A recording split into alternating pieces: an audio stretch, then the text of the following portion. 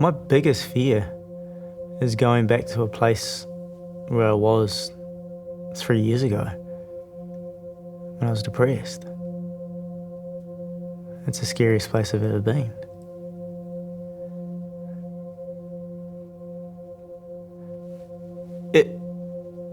It scares me so much that I do everything I can to make sure I'm healthy. It scares me enough that I don't ever want to do the things that led me there. But at the same time, it was so much of a positive learning experience. And it's really hard to put depression and positivity in the same sentence. But without that, I wouldn't be the person I am today. So it scares the absolute shit out of me. But at the same time, I acknowledge it and I'm thankful that I came out of it and that it was there to show me how good I can be now.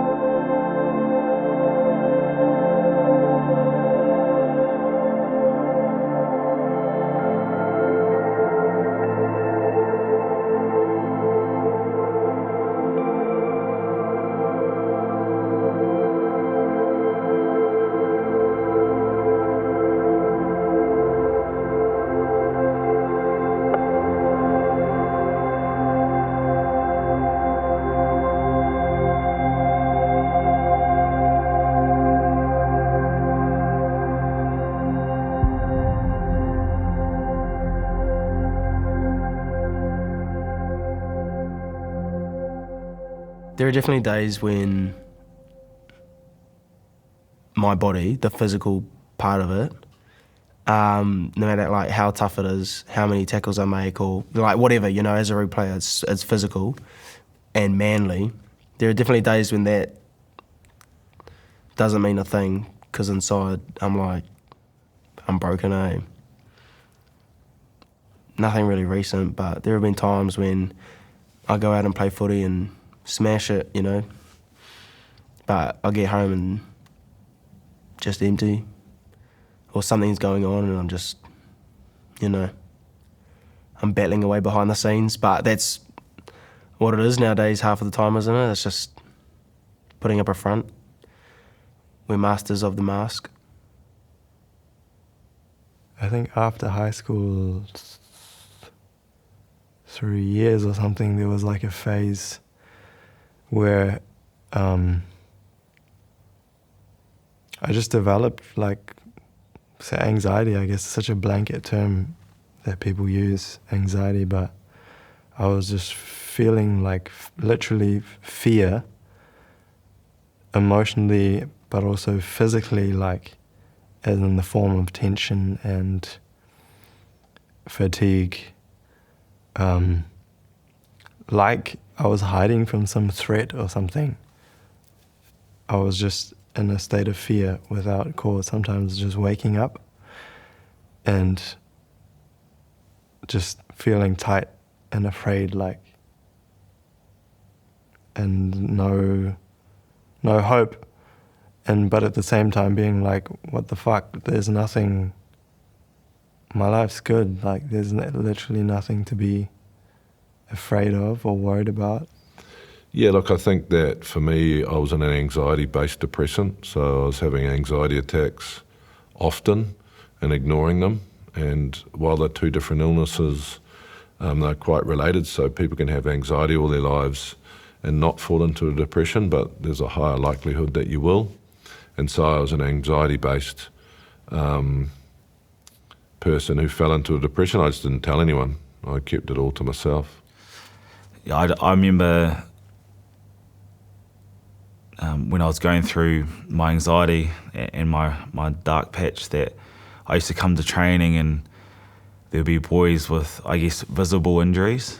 They would have a broken arm or a broken leg, and they'd always be asked, you know, are you okay, bro, or when are you going to be back, bloody blah blah.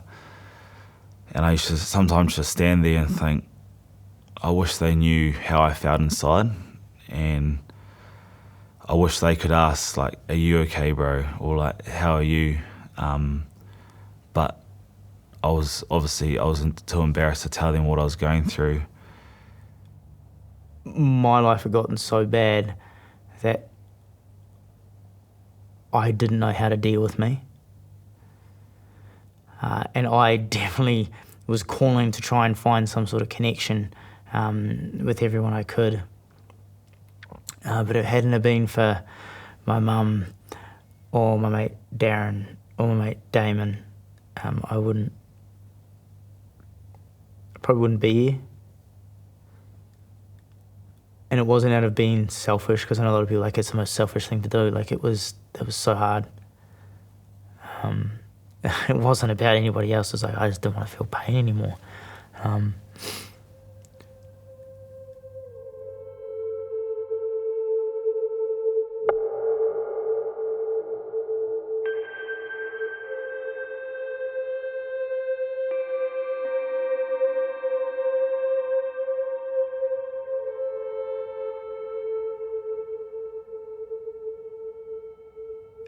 The importance that I put on like mental health and my own mental well-being is, that has to be number one, because if that isn't in check, then I struggle, and I don't. Well, not that I struggle. Like I just don't know how to cope, and I can't. I don't know how to get myself out of it if things are going bad. And that's where I think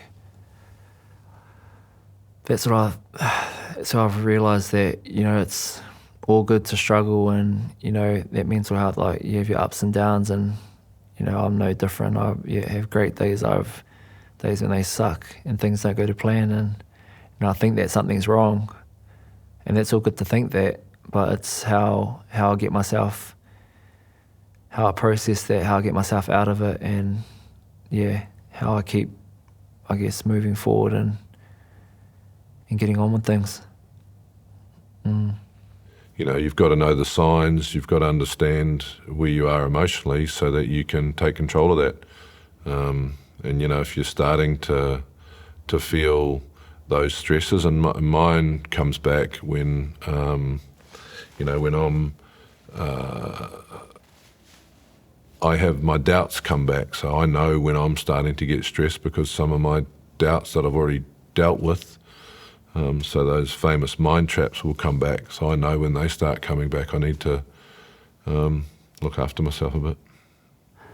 I think a big stress for me is like my future, because in a way I've got an idea in my head of how I think my life would pan out or could pan out. So if it doesn't, or if, you know, sometimes you'd overthink it and then it begins stressing you out.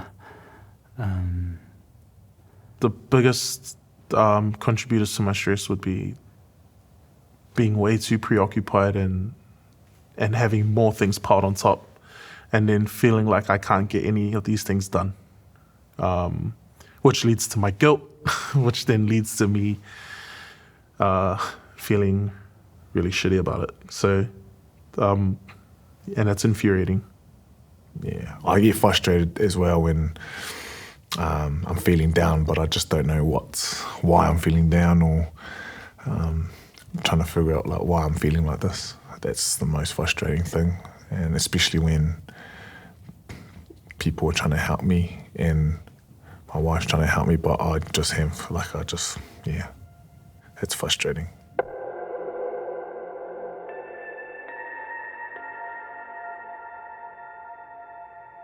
Yeah, I mean, there's a few things I sort of try and manage, you know, the anger and frustration. First, it's like just acknowledging it So, you know, like if I'm starting to sort of hype up or get a bit frustrated or angry, it's like, you know, what first of all, like what's happening? Like why are you starting to get a bit angry, and just having that awareness of what's causing it. Then if I can try and, like, you know, settle it then and there, I'll try and do that. If it's sort of something that's bubbling out, you know, I might talk to my wife about it and sort of just see what she thinks about it and try and break it down.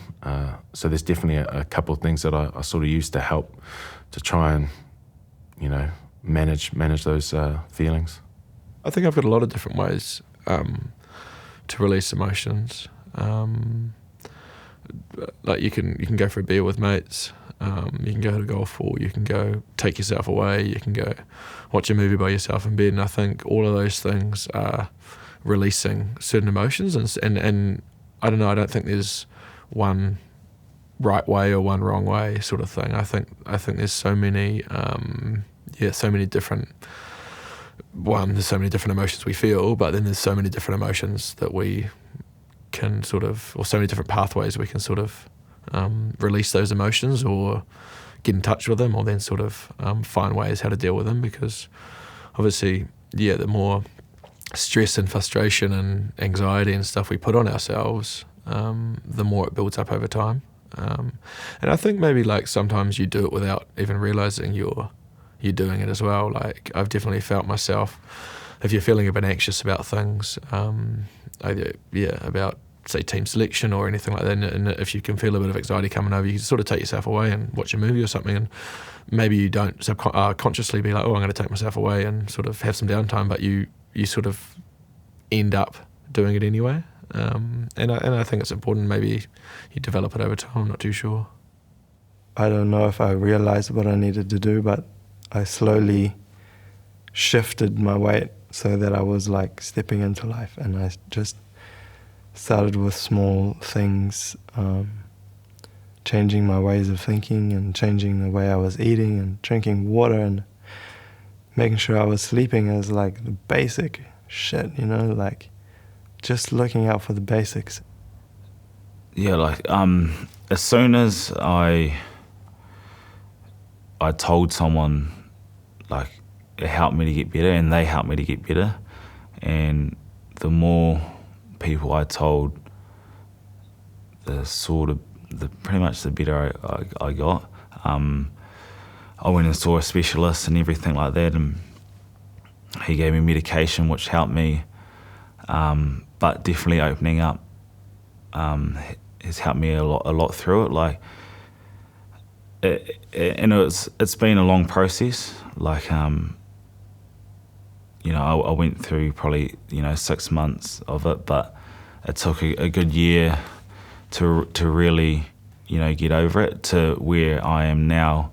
Like, I still experience things at times,